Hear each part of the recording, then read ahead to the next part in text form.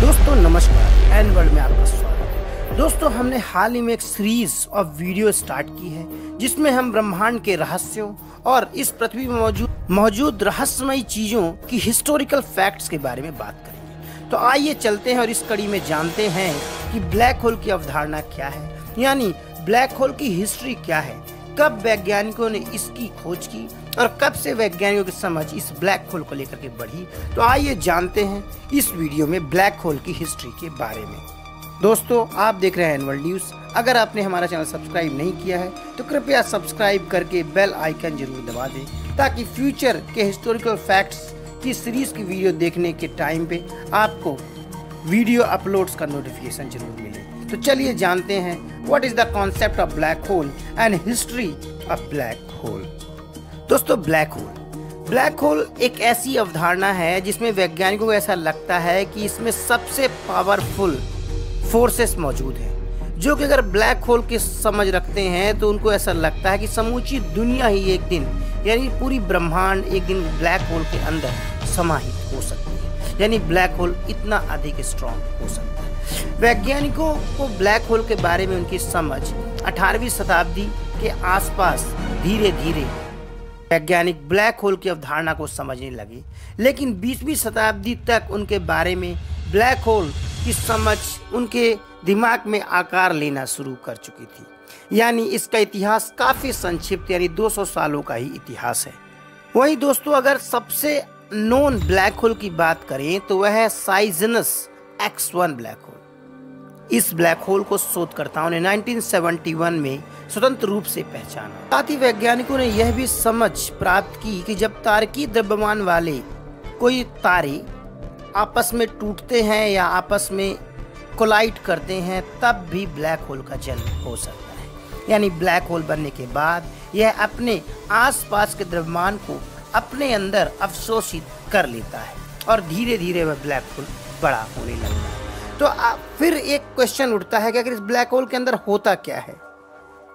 Chicago विश्वविद्यालय के researchers ने ब्लैक होल्स को 2 भागों में विभाजित किया है। वैज्ञानिकों को लगता है कि ब्लैक होल एक बिंदु नहीं है, क्योंकि उसके मध्य में एक बहुत ही अधिक गुरुत्वाकर्षण शक्ति मौजूद है, वहीं इसके आसपास भी इसका एक आवरण मौजूद होता है। यानी केंद्र में सिंगुलरिटी का सिद्धांत काम करता है और इसके आसपास उसके गुरुत्वाकर्षण का बल मौजूद होता है। हालांकि वैज्ञानिकों की समझ अभी तक ब्लैक होल को लेकर के काफ़ी स्पष्ट नहीं है।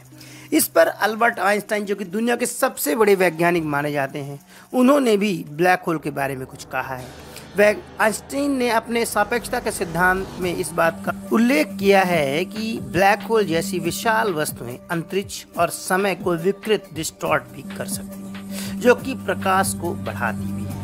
इसे अन्यथा की तुलना में एक अलग रास्ते पर यानी यात्रा करने के लिए मजबूर कर सकती है। यानी अगर कोई व्यक्ति या कोई यान ब्लैक होल में फंस जाए तो इस दूसरे ही ब्रह्मांड में जा सकता है।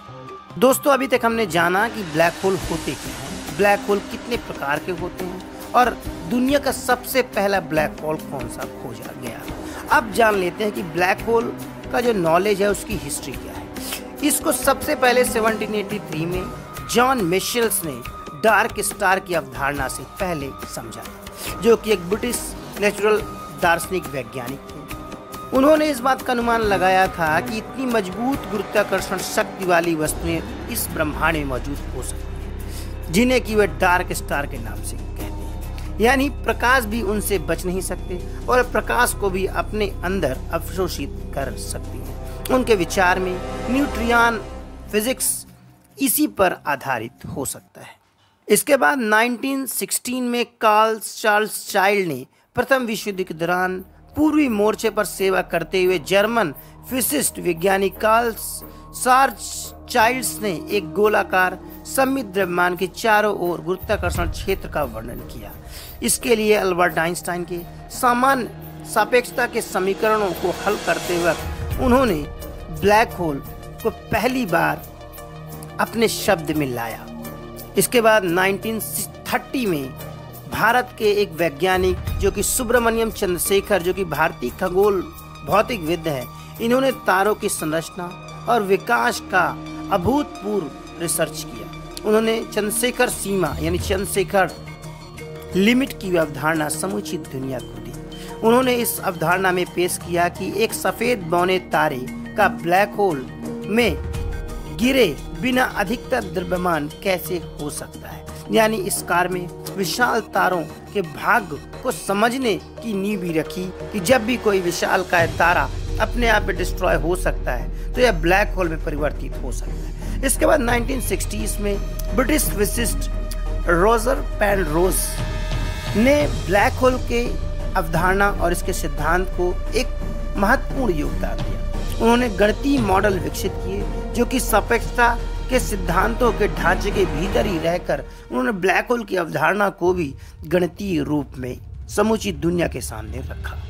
इसके बाद 1960s में एक्सरे खगोल विज्ञान के वैज्ञानिकों ने बाइनरी स्टार सिस्टम को भी समूची दुनिया के सामने रखा और इवेंट होराइजन की पहली छवि कैप्चर करके इस 1960 के बाद 2019 में समूची दुनिया में ही ब्लैक होल की पिक्चर्स इवेंट होराइजन की छवियों ने समूची दुनिया में अपनी सुर्खियां बटोरी।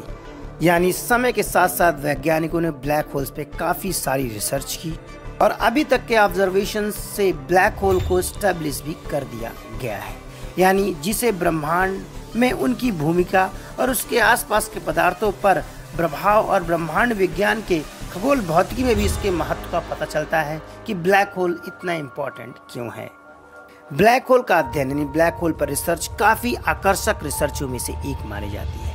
अभी भी इस पर समूची दुनिया भर के वैज्ञानिक रिसर्च कर रहे हैं, लेकिन ब्लैक होल को पूरी तरह से अभी तक कोई भी वैज्ञानिक समझने में सफल नहीं हो पाया है। तो दोस्तों, ये था ब्लैक होल का इतिहास जो कि बहुत ही छोटा है। इसको हम little history of black hole studies भी कह सकते हैं। नमस्कार।